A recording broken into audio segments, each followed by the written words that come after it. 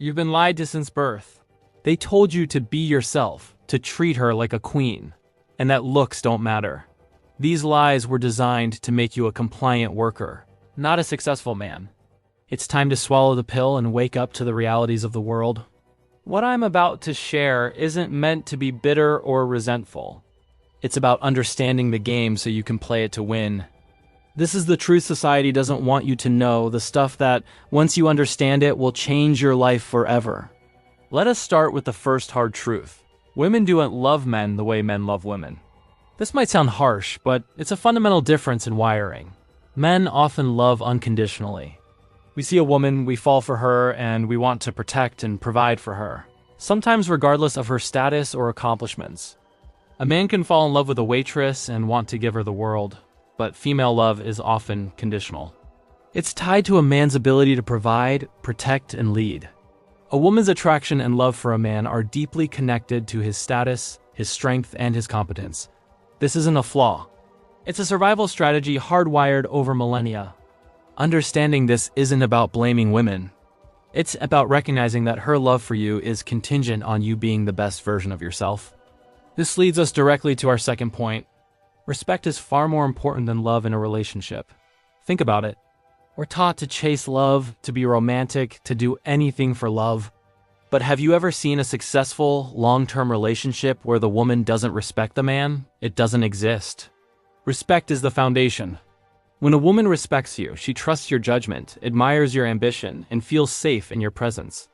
Love can fluctuate. It can be an emotion that comes and goes. But respect is earned through your actions, your integrity, and your strength.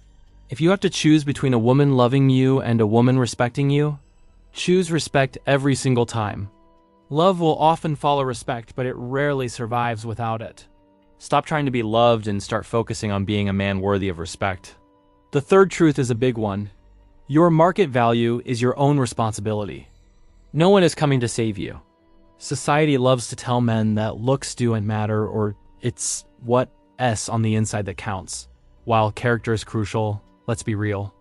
In the dating market and in life, your value is a combination of your physical fitness, your financial status, your social skills, and your ambition.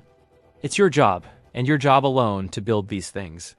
You can't complain about not getting the results you want if you're not putting in the work. Are you in the gym? Are you building your career or business? Are you learning how to communicate effectively? Are you developing interesting hobbies? Your attractiveness isn't a fixed trait you're born with. It's something you build day in and day out. The world doesn't owe you anything. Take radical ownership of your life and start building your value today. Now let's talk about a concept that explains so much about female nature, hypergamy. In simple terms, hypergamy is the tendency for women to seek a partner of a higher social or economic status than themselves. It's often misunderstood as gold digging, but it's a much deeper biological imperative. Women are evolutionarily designed to seek the best possible partner to ensure the survival and success of her and her future offspring. This means she is naturally attracted to men who are higher on the ladder, stronger, wealthier, more ambitious, more confident. This isn't a moral failing, it's biology. When you see a beautiful woman with a man who might not be as physically attractive but is incredibly successful, that's hypergamy in action. Don't resent it. Understand it. It's a constant upward pressure that should motivate you to keep climbing, to keep improving, because if you stagnate, you risk being outgrown. She is not looking for an equal. She is looking for a leader. This brings us to our fifth point, and it's one that trips up so many men. Being nice is a repellent. Now let me be clear, I'm not saying you should be a jerk. There's a huge difference between being a kind, good man and being a nice guy. The nice guy is a people pleaser. He avoids conflict, puts everyone else's needs before his own, and seeks validation through his agreeableness. He's predictable, lacks a backbone, and signals to women that he has no boundaries. Women don't want a doormat. They want a man with a strong frame, a man who has his own mission and purpose, a man who isn't afraid to disagree or to lead. Kindness is a choice made from a position of strength. Niceness is a strategy born from weakness and a fear of rejection. Be kind, be respectful, but never be a nice guy. The sixth cold truth is that you are only as good as your last accomplishment. This is the reality of the masculine world. A man's value is performance-based. Nobody cares about what you were going to do or what you did 10 years ago. They care about what you are doing right now. Your reputation, your respect, it's all built on your recent actions and achievements. For women, value is often inherent. A young, beautiful woman has value simply by existing. For a man, value is built, it's earned. This is why you can never rest on your laurels. The world is constantly asking, "What have you done for me lately?" This isn't a curse. It's a call to action. It's what keeps you sharp, ambitious, and driven. It forces you to live a life of constant growth and purpose. The world doesn't care about your potential. It only cares about what you can provide and produce. Finally, let's address the elephant in the room. The modern dating market and the blue pill conditioning we've all been through.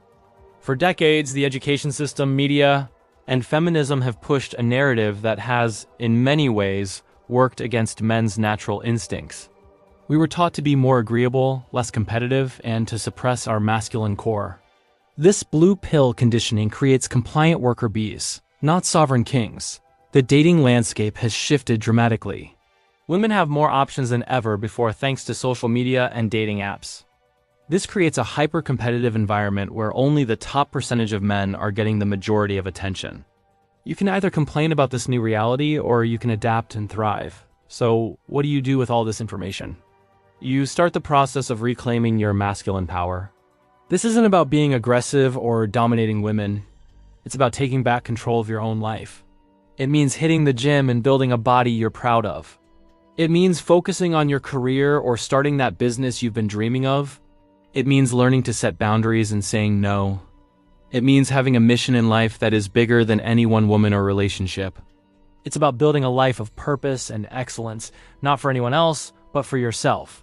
When you do this, you become naturally attractive. You stop chasing and you start attracting. You become the man that other men respect and women desire. Swallowing the red pill isn't the end of the journey. It's the beginning.